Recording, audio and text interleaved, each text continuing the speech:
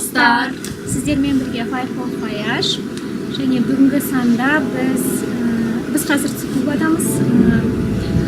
Окинаваға және Кюшю аралына саяхатымыз өз мәресіне жетті. Және бүгінгі санда сол саяхаттан түйген ойларымызды, алған тәжірибемізді қорытындыламақ ойымыз бар.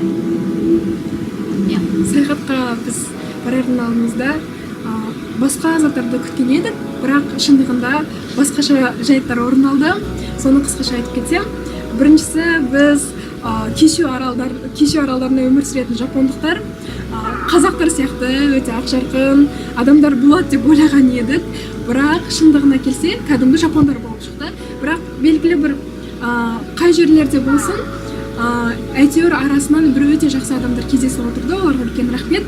Ал екіншісі, ол біз ең қатты қорыққанымыз тіл жағынан түсініспеушілік бола ма деген. Себебі біз оқып жатқанымыз бұл Токионың диалектісі болып табылады да, барлық жерде қолданыла ма, қолданылмай ма, оны түсініксіз еді. Сондықтан біз Кюшюға барған кезде сол жердің белгілі бір префектураларында қолданылатын диалекттер, сол адамдар сол диалектте сөйлеп, біз оны түсінбейміз деп ойлаған едік, бірақ шындығында келгенде барлығы сол әдеби тілде сөйлейді екен. Ол өте жақсы еді біз үшін. Ал енді саяхатымыздың плюстары және минустары жайлы кететін болсақ, плюстарына келсек, бірінші плюсы бізге өте көп жақсы адамдар кездесті. Шынымен біз мысалы көмек сұрамасақ та, олар өздері бізге қол ұшын беруге дайын тұрды әрдайым. Және біз оларға өте ризамыз. Жаңағыдай әр біздің жаңа кездесулер бізге көптеген өзінің сабағымен келді, өмірлік сабағымен. Яғни біз әр сол кездескен адамға бауыр басып, шынымен біздің жүрегіміздің түбінен бір орын алған адамдар болып қалды. Және біз олармен әлде хабарласып жүрміз. Және екінші плюсы, ол яғни Жапонияның, ол тамақ жағын айтатын болсақ, яғни кез келген жаңағыдай магазиндерге кірсек, бізде Жапонияда әрдайым арзан және дәмді тағамдар болды, және бізге өте қолайлы болды, біз сияқты студенттерге.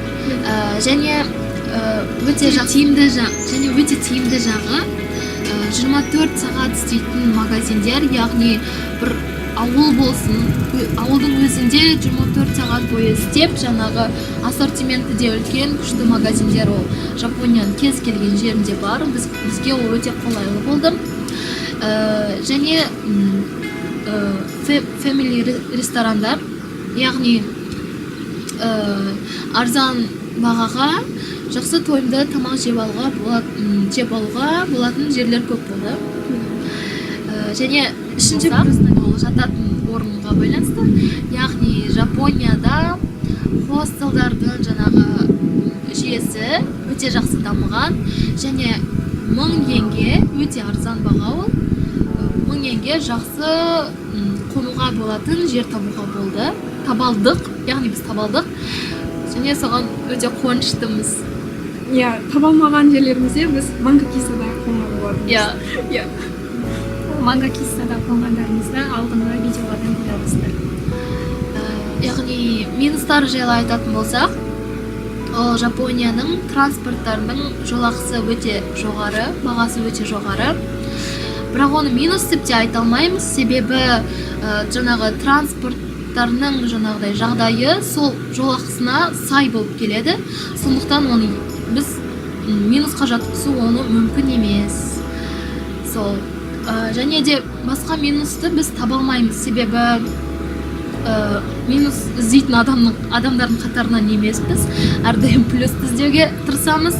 Және кішкене қиналған жағдайларымыз болғанның өзінде содан жаңағыдай плюс тауып жүруге тырыстық. Және оны минус деп айтуға келмейді. Және әр сондай қиыншылықтан біз сабақ ала білдік. Және оны өзіміздің өмірлік тәжірибеміз ретінде көреміз. Ал енді саяхаттың нәтижесі жайлы айтатын болсақ, ең бірінші біз саяхатқа барардың алдында өз-өзімізді сынау болған біздің ең бірінші мақсатымыз. Біз осы алдымызда болатын алдымыздағы қиыншылықтарға төтеп бере аламыз ба, жарты жолда қашып кетеміз бе деген сияқты өз өзімізді сынамақшы ойымыз болды. Өз өзімізді сынадық және біз сол сынақтан өттік. Және екінші айтып кететініміз ол біздің жапон тіліміздің яғни деңгейінің сынағы дейді ғой. Яғни біз ол сынақтан да өте алдық. Және үшіншісі және ең маңыздысы деп ойлайтыным ол біздің достығымыз сыналды деп ойлаймын. Яғни ондай үлкен саяхат барысында әртүрлі жағдайлар болады, әркімнің мінезі әртүрлі, ол әртүрлі жағдайда мінездері не бастайды. Бірақ бір жаңа біз команда болғандықтан яғни бір мақсатымыз бір және сол мақсатқа қалай да жеткіміз келетіндіктен біз достықты бірінші орынға қойдық та кез келген жағдайда жаңағы жамандығын жасырып жақсылығын асырып жіберуге тырысамыз әрқашан. Және ең бірінші орынға ұйымшылдықты қойып, соның арқасында осы жаңағы үлкен жобамыздың кішкентай ғана бір бөлшегі өз мәресіне аман есен жетті деп ойлаймыз. Енді бізде жақында сабағымыз басталады. Бірақ сон сабағымыз басталады, бірақ дегенмен біз жақсы көретініміздің біздің хоббиміз осы видеоблогымызды тастамаймыз. Ары қарай Токиодағы қызықтарымыз әлі алдыда. Осы саяхатымызда біз Жапонияның 8 префектурасын аралаған болатынбыз, бірақ біздің алдымызда әлі 39 префектура күтіп тұр. Әлі де Жапонияда болатын уақытымыз бар болғандықтан оның бәрін аралап үлгереміз деп ойлаймыз. Сондықтан ғаламат саяхаттар алда, ал ондай саяхаттар адамның өзін дамыту үшін, өзінің жаңа қырларын ашу үшін, өзін жақсылап тану үшін, достығын жаңағы одан сайын мықты қылу үшін, бекіту үшін керек деп ойлаймыз. Және сондай саяхаттарды біз жалғастыра береміз. Бізбен бірге болыңыздар.